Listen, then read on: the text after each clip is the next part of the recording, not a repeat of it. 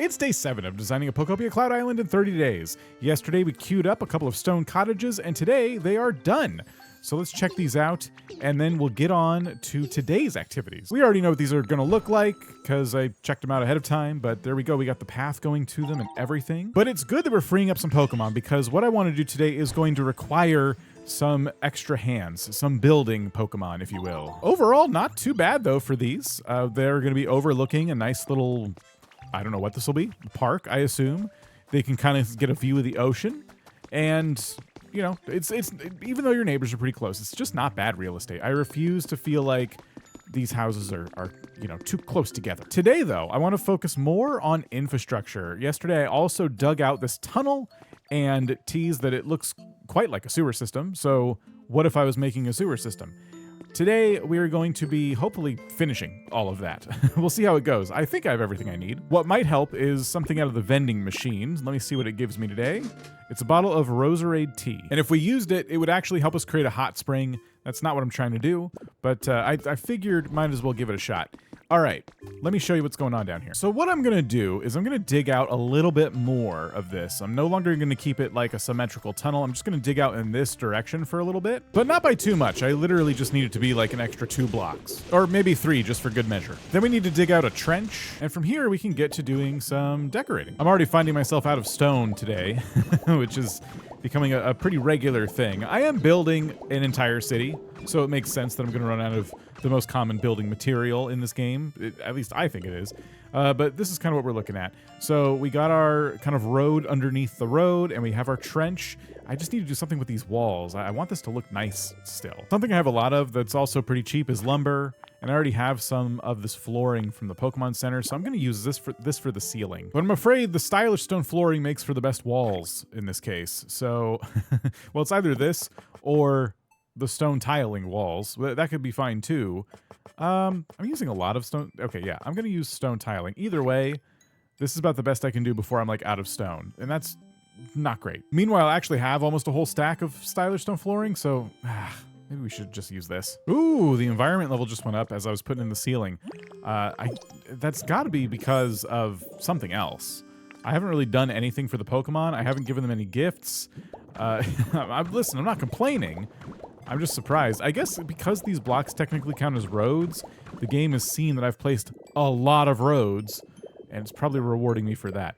But yeah, that's great. Unfortunately, I'm probably going to have to go to a dream island before I get to, like, you know, finish this, but I can get at least as close as I can here. So what I'm doing right now is creating, like, just a little spot right underneath either side of this. Just a little bit of extra. You'll see why I'm making all this here later. It's all part of the plan. I should have enough of these blocks to at least do this one wall. And if I can complete this wall, that means I can actually do the project today without worrying about the rest. There. All right, good. Very sewer-y. That's what we're going for. Here it is. Level 5. I came up here to buy something, and I was gonna cut to the next part of the build, but I ended up getting level 5. I don't mind some free money, so I'll take that. We unlocked a whole bunch of new buyables, which is awesome too. What I'm actually here to buy are these. Might as well stop being coy about it. Let me show you what I'm building. Right now, I'm just trying to see how many water wheels I can fit down here, but this is the infrastructure I was talking about the other day. So spacing them out 1 apart each, I can fit 6 pretty comfortably.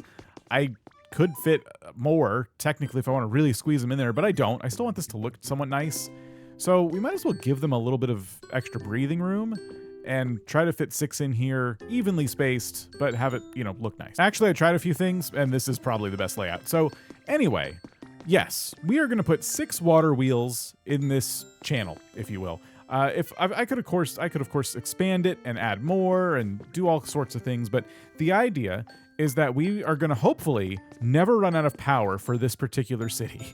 I want this to be the be-all, end-all for power. We're just going to do wireless transmitters out of this place, and we should be able to power this entire city, no problem. This should be way more than enough. The biggest issue with this build is going to be figuring out the mechanics of electricity.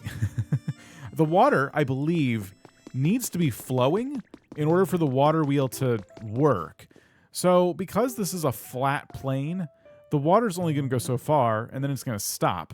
And if I just fill it with water, that's just still water. I don't think it's going to turn Or maybe it will, and it doesn't care. I don't think that's gonna be the case though. Regardless, we need to get these built. So I'm out of stone. Well, okay, to get these built, I need to go to Dream Island and get stone. But once I come back, I need to get these built. It won't take too long, and we can start playing around with the mechanics of the actual water. I have a few ideas as to how to make sure it continues flowing. It would be nice if one thing of water would just flow in one direction, just going one way or the other. It's probably not going to work out that way. Today, I think I'm going to hit up a Pikachu Island because that's where you get like seashells and things like that. And I think there's also gravel on those islands, like in ponds and stuff. So this should be good. I finally have the recipe, by the way, for all the iron beams. So I don't have to go tearing those giant buildings down anymore, which is kind of nice. No legendary Pokemon today. So pretty straightforward mission for some stone and some items and gravel. Ooh, let's see what this is. It is a copy of The Road to Viridian City. I'll take it. Well, there was clay and a little bit of stone, but not nearly as much as I need. So, okay, maybe Pikachu Islands are not great for, you know, gravel and stone like I thought they would be. I thought especially for stone, you know, I was finding a decent amount on like every island I went to, but only 37 is kind of tragic. However, we're definitely good on clay for a while. At least now, though, we can queue up all of our water wheels and get this party started. Here's our first batch of volunteers. Here's what we need to do. We kind of just need to push them down into this pit. I don't know if it's going to work. I've definitely done it before. There we go. Okay, perfect. I have to make sure I grab Pokemon that aren't too large to fit in the hole here. Can they get out on their own is the real question. And I think, you know, maybe a night of me logging off and then coming back will probably do just fine. All right, here we go. So one at a time, I'm going to grab a building Pokemon and just kind of assign them each to one of these. And then we'll put Cacturn here and start this build. It's only going to take about 15 minutes, which is awesome. And I just need one more helpful volunteer, and I can get 3 of these going at once. Here, let's get Oddish. Oddish is nice and small. What I've been learning is that they're not really good with ladders. They work on, they work. They go up and down elevators and stuff. But yeah, ladders, Pokemon don't seem to know how to climb those. So doing this is a good way to get them to, you know, get them where you need them. All right, excellent. So these will all be done at the same time. And then what I'm going to do is start dumping some water down here, and we'll just see what they do with water flowing underneath them. What I'm thinking I'm going to like do to make up for the fact that I can't just have water flow in one direction this whole way down is I'm probably going to make an area right here in the middle for the water to kind of like dump into. That's why I kind of carved out some space here. So I'm going to have the water start right here. And then I'm thinking it'll go in this direction and then pour into this middle spot here. But the other thing to keep in mind is the water wheels only spin one way, like that's their animation, and nothing is more annoying than watching them spin the wrong way based on where the water's flowing. So I'm kind of hoping that I can do this a bit differently and make it look like the water is all coming from one direction and having the water wheels spin the proper way. I don't know. It's not a big deal. Just a little bit bothersome. In the meantime, we can start making some other choices about what we'd like to do in the city in terms of lighting. I want lights on every corner. So in order to do that, I need to select what kind of lights I want. Now, double streetlights are pretty cool, but I never loved them just because the banners only hang on one side, and that just irks me a lot. I've used town streetlights and chic streetlights before. I feel like I've used town streetlights a lot more. So I might stick to chic ones, although they require crystal fragments, which I don't have a lot of. And town streetlights do look really nice. Okay, I think I'm gonna go with town streetlights. Let's make like, yeah, 20 of them. And then we're gonna need wireless transmitters. We'll make 20 of those. By the way, I'm getting really good at getting my extra berry every time I headbutt a tree. So this is definitely worth practicing because getting an extra berry from all of these makes my life so much easier. Oh, and I just hit 2 at once there. I should try that next time. Like trying to build that skill. I saw a video where someone was like stacking the trees, and there's a way to like hit a whole bunch of trees at once. I'm not trying to min-max it like that, but it is cool that I can get so many extra berries. Okay, time to start placing down some streetlights. So the way we're gonna do this is we're gonna get into rock smash mode. We're gonna stand where we want the streetlight and punch down twice. Really quickly just tapping the button so we don't break too many blocks. We're gonna put that beneath us. We're gonna pick up the gravel again, put that underneath us, and then slap a streetlight right on top of it. And we're gonna do that for every single corner of our streets. Like all of our intersections and things like that, they get a streetlight. What's kind of cool is that they're already working, but that's because of the power that I've put in this building. Unfortunately now, I'm going to be taxing my own tiny little power grid of my own personal building because I decided to start these where I started them. So maybe this should be the last one I do over here, and then, you know, start at another side of the city so I don't end up eating all my power, which I kind of need right now for opening and closing my own doors. I'm trying to decide if I want streetlights right in front of the Pokemon Center, because technically I made a tiny little four-way intersection here, but I don't think so. I think I'm going to put something else in front of it. There's going to be a lot of streetlights as it is, so I think I'll survive. Now, because the layout of my city is based on having such large plots, the range of these probably is not satisfactory. Yeah, it drops like right about, yeah, we lose it right here. So these two transmitters won't connect without another one in between them, unfortunately. So after I place down the lights, I'm going to have to find, you know, semi kind of middle points between them. I'm not going to be super precise about it, but whatever I can do to just get them connected to one another, because I made these plots way too big. Right here is where things get a bit interesting. This is where I've been trying to decide, am I going to put streetlights here, or am I going to move the road first so that the stairs are kind of covering up the gravel? I don't know. Let's try this first and just see what it looks like. Do we like it? I know we can see the wireless transmitter down there. It's not a huge deal. How do we feel about that? You know what? I don't dislike that. I don't see anything wrong with that. I think even the ones out here, having them raised up like that, looks pretty good. Also, I don't necessarily have to have the transmitters at this level. I could put them down even further to make sure the blocks aren't exposed like they are. But I don't know. I kind of don't mind it either way. I'm just gonna leave it. Oh wait, I just realized what I did. No wonder it looks okay. The streetlights are all on the same level. That's not where they're supposed to be. If they're to be on the corner pieces of the gravel, oh, my water wheels are getting finished. They need to look like that. And I actually don't think that looks bad from that angle. From this angle, I want to say I like it just because it makes it look kind of unique, you know? It's going to make the city not feel so uniform, which is interesting for me to say when I'm going for uniformity. But no, this is, for now, I'm going to keep it this way. I might decide I absolutely hate it and regret it and want to scrap it. But for now, I'm going to keep it that way. Everyone's so proud of the work they're doing in my dungeon. I mean, sewer? I don't know what's worse, to be honest. There it is. All right, cool. So we're going to plop down some water once I unveil all these, and we're just going to see what they do. For now, though, I'm going to start them on building the next batch of water wheels while I go grab some water. Wait, are they climbing up the ladder? Oh my gosh, they're getting away. I mean, on the one hand, that's good for them, but not for me. I need them down here. Where did they go? How did they make such good time? They were only like a couple seconds ahead of me. All right, we'll do this again. Everyone, down in the hole. I hate to do this to Sprigatito, but also you are a cat, so I shouldn't worry too much. Okay, those are getting built. Okay, now I can grab some water. So let's just start by putting some water right here. And, oh, there it is. It's actually flowing in the correct direction for the water wheels animation, which is kind of cool. Let me keep putting water down then and see if I can actually get the level to rise up a little bit. You know what? This is interesting. I'm just kind of putting water down. It's kind of shallow, but they're all moving the way I would expect them. And the water, as far as this wheel is concerned, probably isn't flowing. I think these are pretty simple. I think they just need to touch water. Should I keep placing it while they're working? Is it okay? I mean, normally they build these in ponds. I really hate to do this to Sprigatito because, well, you are a cat, but there we go. You know what? That works. I think that works just fine. The best part is I can start placing down my transmitters now, and I'm going to put them all like right above each windmill, just like this, or water wheel. I'm going to probably keep calling them windmills.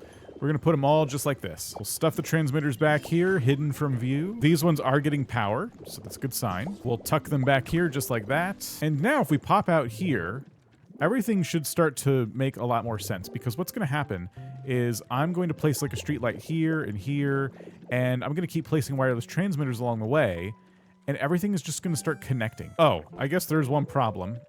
This is the ceiling of my little sewer build. Okay, wait. So if I do this, will the light just light up? Is it close enough? No, it's not close enough to a transmitter currently. Okay, well, I didn't think that through. This one lit up, though, so I guess it's this one that's not close enough to a transmitter. Well, I ran out of Pokemetal, so that's about as much as I can do for now. But I'm feeling pretty good about my infrastructure overall. This is great because not only do I have streetlights, but all the buildings I build going forward are going to be tapped into a really strong network of water wheels. So we're going to have a lot of power at our disposal. In the end, by the way, I did end up just putting the transmitters right here in the ceiling. It doesn't matter. They look fine. This whole room is supposed to look industrial, and it's for hiding the ugliness, right? Oh, nice. These are finishing one by one as we're down here. It should just start spinning as soon as it reveals, and yes, the water goes right under it, no problem. I love how cool these look down here, just all spinning at the same time. This is awesome. There it is. 6 water wheels. This is the most power infrastructure I've ever made in this game at one time. And honestly, super easy to add to. I could extend the tunnel. I could just add power generators down here if I want to. But these are pretty good. And just for powering some lights and doors and stuff, should be more than enough, like I said. Anyway, now that we're level 5 over here in our Cloud Island, we should be able to buy a microwave oven or whatever oven that was. Yes, a microwave oven, even though it looks like a toaster oven. And this is the last item we needed to get Tinkaton. Tinkaton can make us gears and help us build stuff a lot faster. So we're going to set up this habitat, and it says common, so we should get them pretty quickly. All right, that should be all we need. And this will get us 2 different versions of this Pokemon, Tinkaton and the younger versions. I think Tinkatink or something like that. So yeah, this is awesome. We're going to have one Pokemon with the engineering ability. I don't know if Tinkatink has that. Maybe it's just Tinkaton that has engineering. But also, hopefully, both of them can make gears, because those are not something I use too much, but they're handy. They're really nice. That's how we make elevators and some other lesser crafted items. Whole bunch of money waiting for me over here too, which is good because I'm here to actually spend some money. I think these are the rest of the evolutions here. So one by one, let me buy all these. I really love how easy these habitats are to build for all the evolutions, especially on a Cloud Island. You really got to earn these very particular items in your main save, but Cloud Islands, if you want the evolutions, super easy to get. The only one I'm missing is Eevee. That's it. Okay, I expect to come back and see just about everybody. I think there's a little bit of daytime left technically on the clock, so we could get Umbreon at night here very soon, but I think we can also get Espeon. I had to look that up. I completely spaced. But yeah, Espeon only spawns, as you can see, during the morning, noon, and evening, whereas Umbreon is only at night. So when I get back, I think they'll both be here, honestly, because I still got a little bit of time in the evening before it actually technically turns night. Oh, and I walked over here, and Pinsir was helping us welcome in, I hope, Tinkaton. Let's see. Yes. All right. Awesome. I think it would be in my best interest to move Tinkaton to like a grass patch just to keep this habitat open for the other Pokemon that can spawn in it. And there it is, the engineering specialty. That's what we're looking for. Engineering, allowing you to build stuff really, really, really, really fast. So let's see. I'm going to give you some iron for now. I have 18 ingots, which is not a lot. I'm gonna, gosh, I have to go to so many more Dream Islands. I'm gonna have you make me 30 gears, which 30 is a really good amount. I'm gonna be able to make a couple elevators with those. I'm probably gonna be able to make elevators for the whole city, to be honest, and not need to make more. Before I forget, let me just go ahead and move you into your new home. And I just got Tinkaton to give me some gears early. I spent some time getting my inventory sorted. I wanted to see if I can get these elevators built. It's been you know, fun having a ladder to my own personal little clubhouse, but yeah, it would be nice to get my elevators finally ready to go. So yeah, each one only requires 2 gears, and I'm getting 30, so yeah, it's pretty good. We're gonna tuck one in right there, and it looks like we'll need to put something above it just to kind of make it look a little nicer. But at least it allowed me to sneak my way up here and put this one there. This one fits perfect, but the one below it has a big gap. Ooh, look, I get a view out the window in this one. It's always interesting which way I'm going to be facing and what it's going to look like from inside, so I like that. Let me see what I can do about this big gaping hole, though. Okay, maybe this won't look too bad if I just do that. Yeah. I'd say that's fine, considering there's a wall here separating the elevator from everything else. I think that looks pretty good, nice and professional. Well, unfortunately, that's kind of all I can do today. I ran out of materials making everything that I made, and now I just need to wait until tomorrow before going to another Dream Island to collect more stone and iron and everything like that. I guess tomorrow I have some skyscrapers to build, so that video's on screen now. If it's ready, go check it out, and I'll see you tomorrow.